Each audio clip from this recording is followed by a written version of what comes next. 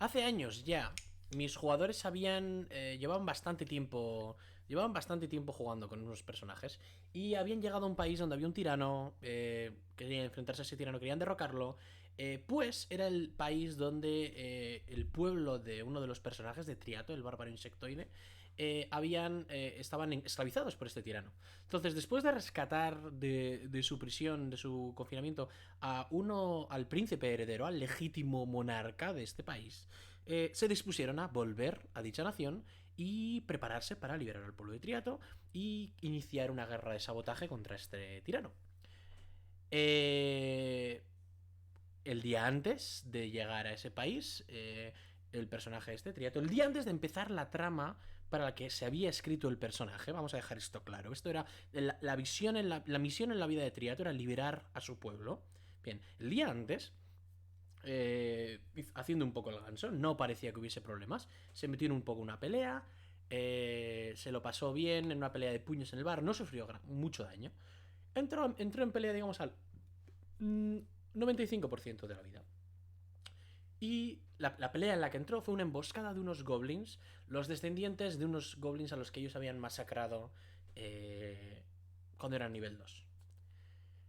Y estos les habían seguido, les habían observado durante días y tenían una emboscada preparada y les emboscaron.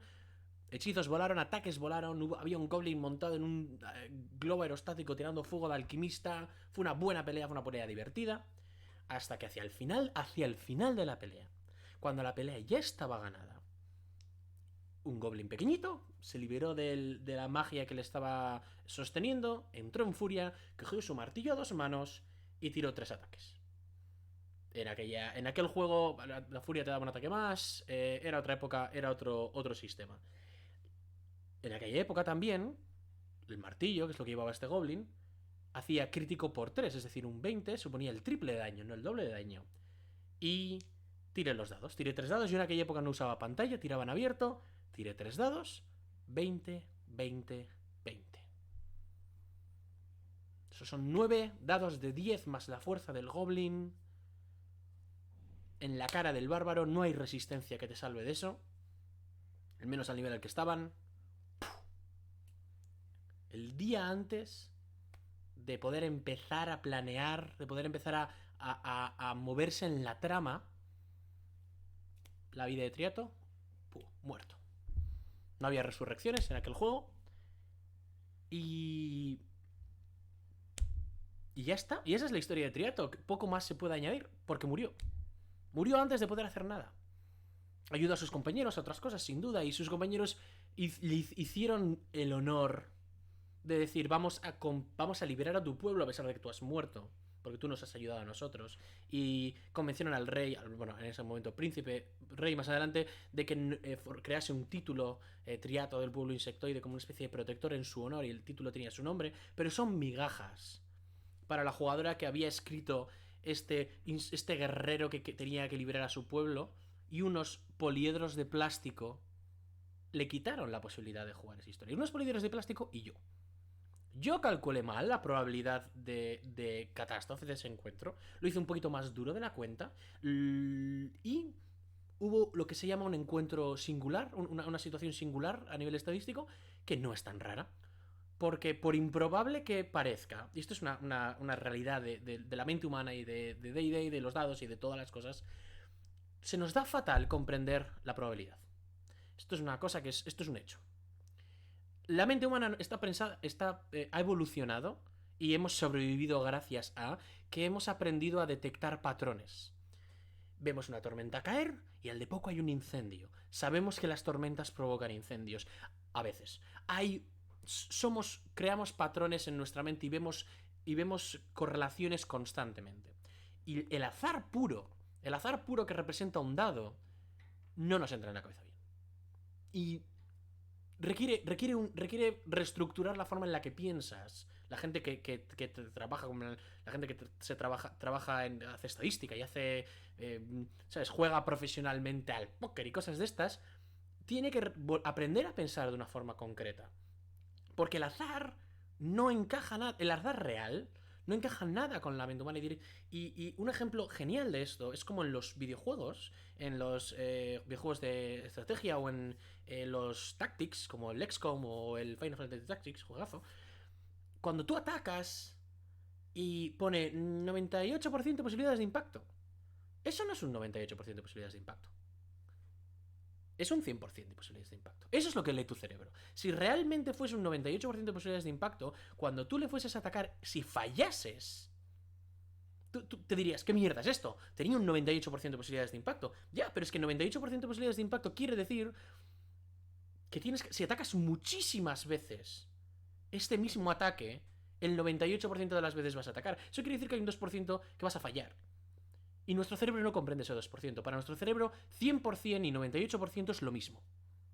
Porque debería ser así en la mayoría de los casos. Pero cuando sucede, cuando la única experiencia que tenemos con ese 98% es un intento y ese 2% aparece, sentimos que nos han engañado. No puede ser que esto sea un 98%. ¡Qué mala suerte! No existe la suerte, solo existe el azar. Y la percepción que nosotros tenemos de ese azar. Y por eso, esta es la razón principalmente por la que yo escojo coger estos poliedros de plástico con numeritos y a veces ignorar lo que me dicen. Porque, y hay una argumentación aquí, todo este vídeo viene a raíz de una discusión que está sucediendo en Twitter. He aprovechado de hacerlo porque lo iba a hacer el jueves, lo hago ahora. Estos tienen una cualidad y un defecto enormes. Y es que no... Por un lado, no han visto una película y no han leído un libro en su vida. No tiene ningún sentido del drama, no tiene ningún sentido de la intriga o del dramatismo, de la tensión. Y por otro lado tiene una ventaja genial, que es que son imparciales y tienes que fiarte de ellos.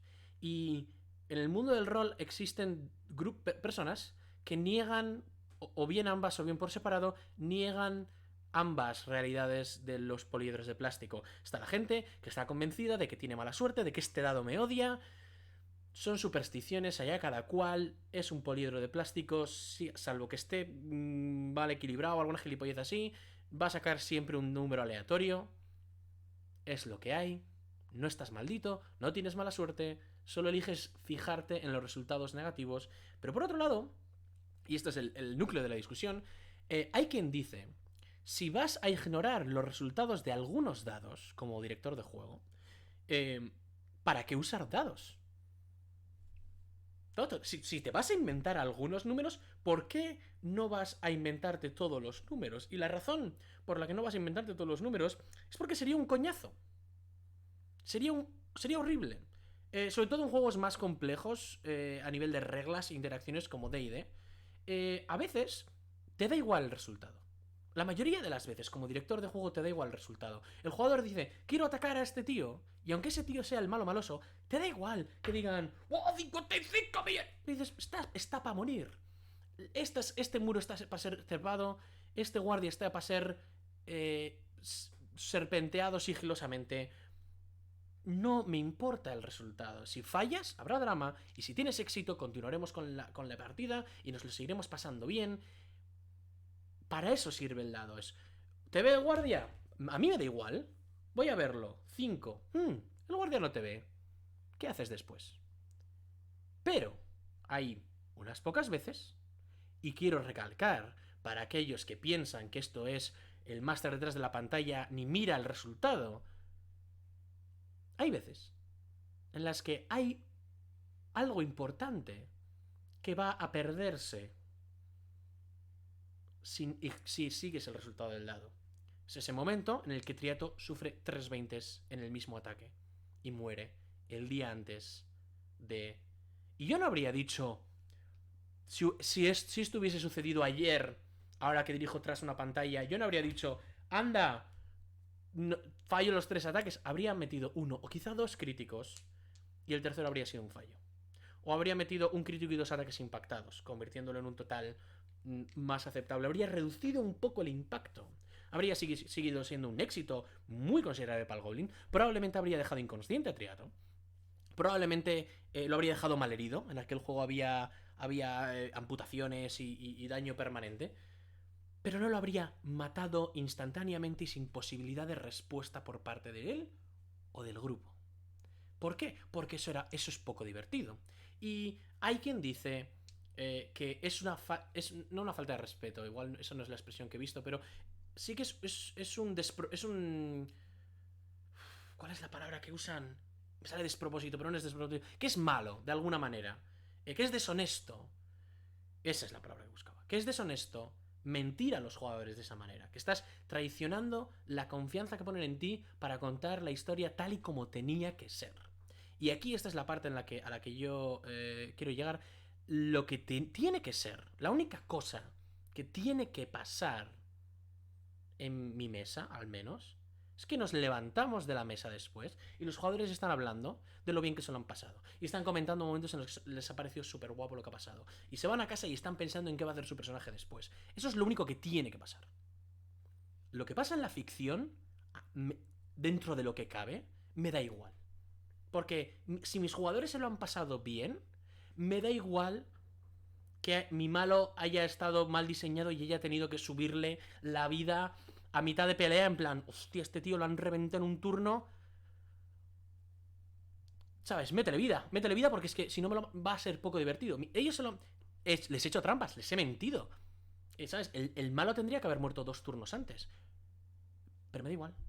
Porque esos 2 turnos de más que le he dado les ha permitido al malo soltar revelar un secreto, hacer no sé qué, lanzar un conjuro que no habían visto hasta ahora, ha permitido que uno de ellos le dé el golpe de gracia súper guapamente, o ha permitido que uno le contrarreste algún intento, alguna jugada que tenía en mente, y se han sentido bien, se lo han pasado bien, han sido héroes. ¡Pum! Jugando a la llamada de Cthulhu, tiras los dados, no tengo ni puta idea de cómo funcionan las tablas, siendo completamente honesto. Pero si en la primera habitación en la que entras, en la primera persecución tensa de los cultistas, tu pobre investigador tropieza por las escaleras y se parte el cuello, no creo que sea divertido ver, esperando muy pacientemente a que haya otro momento para que tu personaje se meta, como el resto de tus compañeros desenvuelven la trama sin ti. Y se divierten sin ti. Porque con un poco de mala suerte, no juegas en toda la partida. Los 20 primeros minutos pasa algo y te mueres.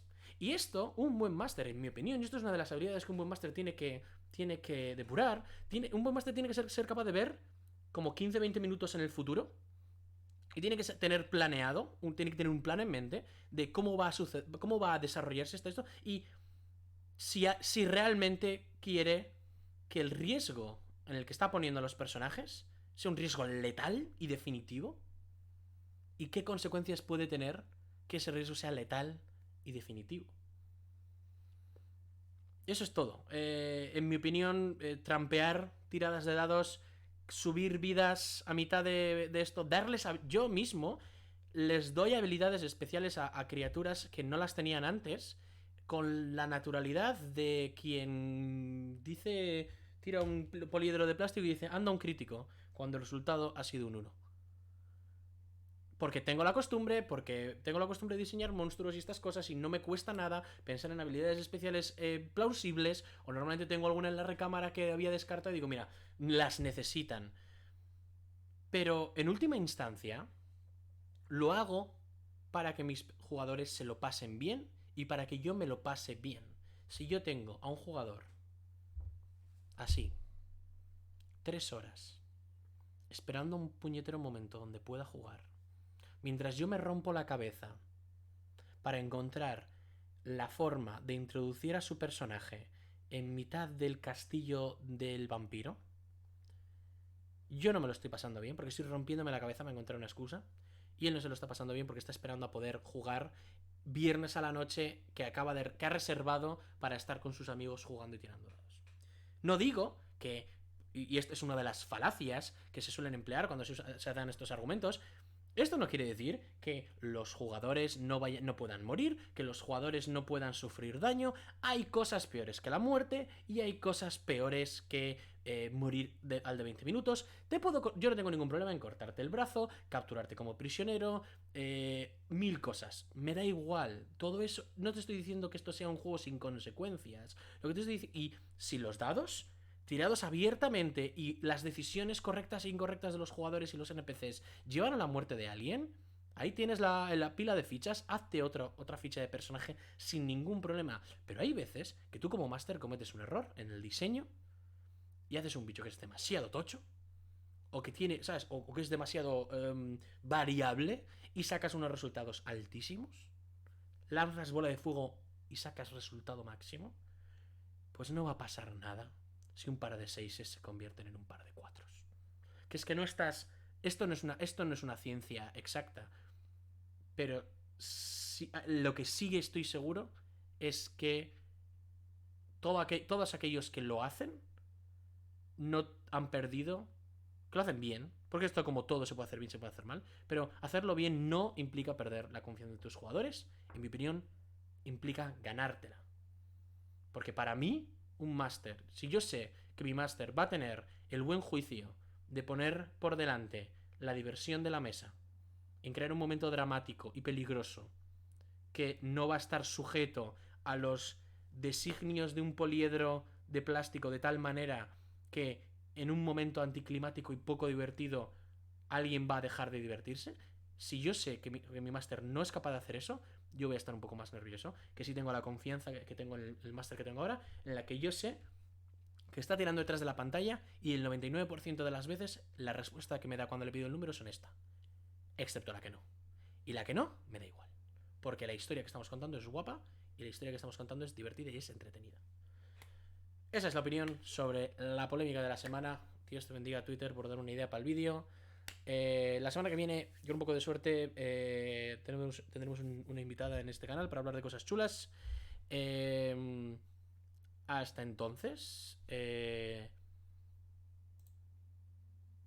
supongo que gracias por aguantar mi diatriba sobre dados y probabilidad y narrativa. Todas estas gilipolleces. Y nada, nos vemos la semana que viene. A apretar los botones si esto os ha gustado. Agur.